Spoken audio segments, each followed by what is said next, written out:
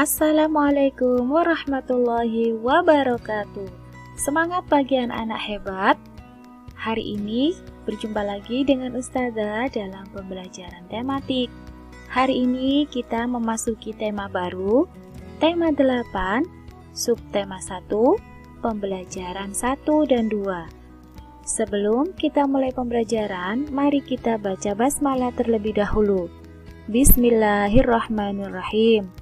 Anak-anak, ayo semangat mengikuti pelajaran hari ini. Coba kalian perhatikan gambar yang ada di depan kalian ini. Kira-kira ini gambar apa anak-anak? Ya, ini adalah gambar lingkungan yang indah berupa persawahan yang subur. Kemudian coba kalian amati gambar yang satu ini. Gambar ini adalah gambar anak-anak yang sedang menanam pohon.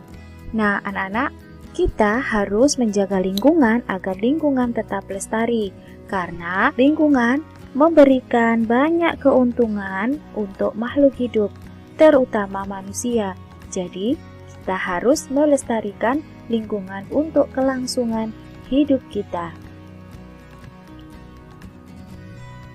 Anak-anak, masih ingatkah kalian apa yang dimaksud dengan teks non-fiksi? Ya, teks non-fiksi adalah teks yang dibuat berdasarkan fakta, realita, atau hal-hal yang terjadi dalam kehidupan sehari-hari. Jadi, teks non-fiksi adalah teks yang berdasarkan kenyataan, ya. Isi teks akan lebih mudah diingat apabila ditulis dalam bentuk peta pikiran.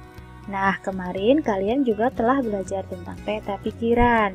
Peta pikiran adalah suatu bagan yang digunakan untuk menggambarkan berbagai gagasan suatu teks. Nah, anak-anak, untuk memahami bagaimana cara membuat peta pikiran, silahkan kalian baca teks berikut ini. Nah, setelah kalian baca teks tersebut, sekarang kita buat peta pikirannya. Nah, peta pikiran yang ada di tengah-tengah ini adalah judul dari bacaan. Kalian bisa membuat cabang peta pikiran dengan membuat beberapa pertanyaan. Pertanyaan pertama, peristiwa apakah yang terjadi? Peristiwa apa, anak-anak? Ya, peristiwa yang terjadi adalah warga di desa harus menempuh perjalanan jauh untuk memenuhi kebutuhan air. Cabang dari peta pikiran yang kedua, kita bisa membuat pertanyaan, di mana peristiwa itu terjadi? Ya, peristiwa itu terjadi di Kelurahan Waborobo, Kecamatan Beto Ambari, Kota Bau-Bau, Sulawesi Tenggara. Kemudian, pertanyaan yang ketiga, apa penyebab peristiwa itu terjadi? Jawabannya, ya, peristiwa itu terjadi karena Kelurahan Waborobo terletak di dataran tinggi. Di daerah itu, air tanah sulit didapat. Nah, ini adalah contoh bagaimana cara membuat peta pikiran berdasarkan bacaan. Kalian bisa berlatih untuk membuat peta pikiran ya, anak-anak. Bumi merupakan satu-satunya planet yang dapat ditinggali oleh makhluk hidup. Salah satu faktornya adalah ketersediaan air. Makhluk hidup memerlukan air untuk kelangsungan hidupnya. Nah, tahukah kalian bahwa air selalu tersedia di bumi meskipun kita gunakan terus-menerus? Nah, anak-anak, apa yang mengakibatkan air selalu tersedia di bumi? Ya, air selalu tersedia di bumi karena adanya siklus air. Tahukah kalian apa yang dimaksud dengan siklus air? Ya, siklus air adalah proses perputaran air yang terjadi secara terus-menerus dari permukaan bumi ke atmosfer dan kembali lagi ke permukaan bumi.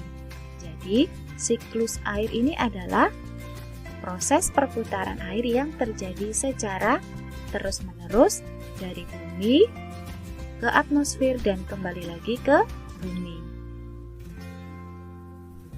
Tahapan siklus air yang bermanfaat bagi makhluk hidup adalah hujan. Hujan mengakibatkan tersedianya air di permukaan bumi yang nantinya akan dimanfaatkan oleh makhluk hidup. Nah, berikut adalah beberapa manfaat air bagi makhluk hidup.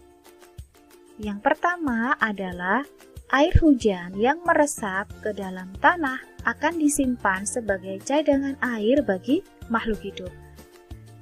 Manfaat yang kedua adalah air mengalir dan memenuhi sungai-sungai dan danau yang berguna untuk aktivitas makhluk hidup. Nah, air yang ada di sungai ini bisa dimanfaatkan sebagai alat transportasi, bisa juga sebagai tempat untuk budidaya perikanan. Pemanfaatan air selanjutnya adalah air di dalam tanah akan diserap oleh tumbuhan untuk proses fotosintesis. Jadi, air juga dimanfaatkan oleh tumbuhan untuk membuat makanan sendiri atau proses fotosintesis.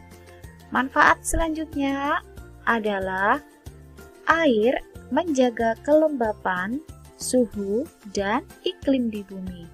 Nah, ini adalah beberapa manfaat air bagi makhluk hidup. Tahapan-tahapan siklus air dibagi menjadi 3. Tahapan yang pertama dari siklus air adalah penguapan atau evaporasi. Tahapan yang kedua adalah pengembunan atau kondensasi. Dan tahapan siklus air yang ketiga adalah hujan atau presipitasi. Nah, anak-anak, coba kalian perhatikan gambar siklus air berikut. Siklus air, tahapan siklus air yang pertama diawali dari proses evaporasi. Evaporasi adalah air yang di permukaan bumi mengalami penguapan oleh panas. Jadi, air di permukaan bumi contohnya yang berasal dari laut, danau, sungai, dan lain sebagainya akan mengalami penguapan karena terkena panas matahari.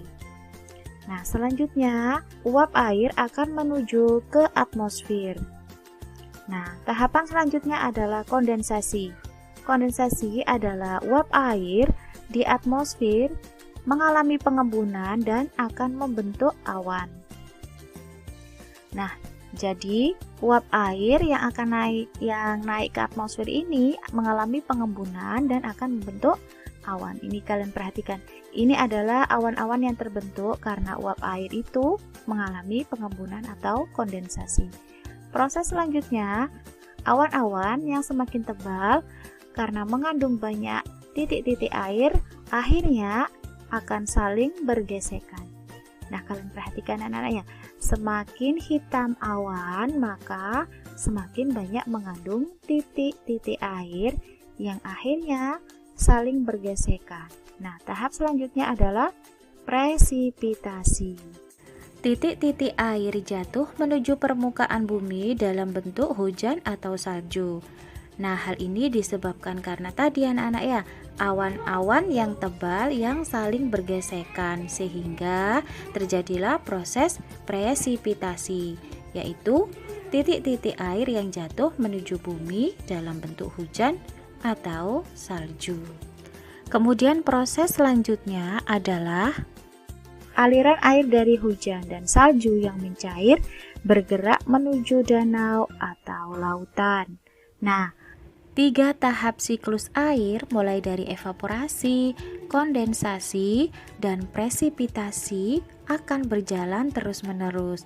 Nah, proses inilah yang dinamakan dengan siklus air. Nah, siklus air inilah yang menyebabkan air selalu tersedia di bumi.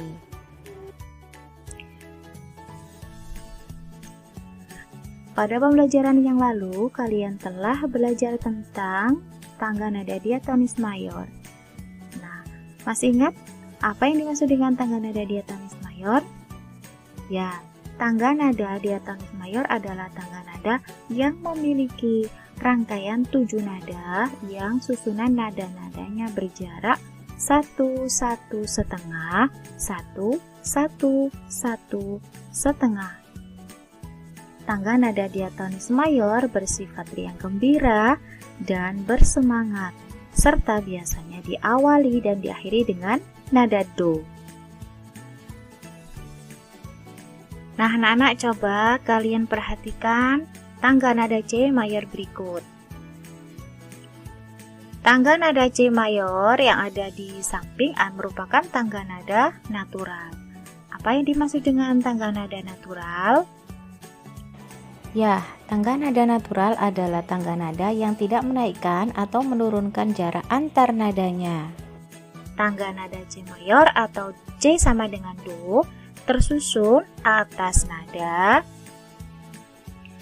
C, D, E, F, G, A, B, dan C dengan jarak atau interval 1, 1, setengah, 1, 1, 1 setengah.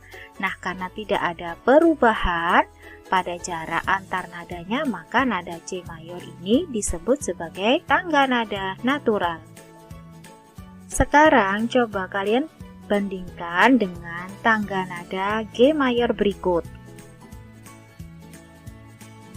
Tangga nada G mayor atau G sama dengan do tersusun atas nada G, A, B, C, D, E, fis, dan G. Nah, kenapa ini ada fis? Nada F menjadi fis yang artinya dinaikkan setengah nada. Nada F perlu dinaikkan karena nada E ke F hanya berjarak setengah yang seharusnya dalam susunan tangga nada mayor berjarak 1. Nah, coba kalian perhatikan anak-anak, jarak nada E ke F itu jaraknya adalah setengah. Nah, karena tangga nada G mayor ini mengikuti jarak dari tangga nada C mayor, maka jarak yang ke-6 ini harus sama dengan 1, sama dengan yang ada di atas ini, yang ada di C mayor harus 1.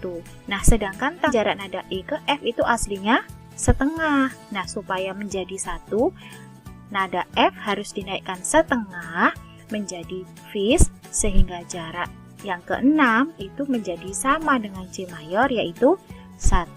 Sehingga tangga nada G mayor memiliki jarak atau interval sama dengan tangga nada C mayor, yaitu 1, 1 setengah, 1, 1, 1 setengah.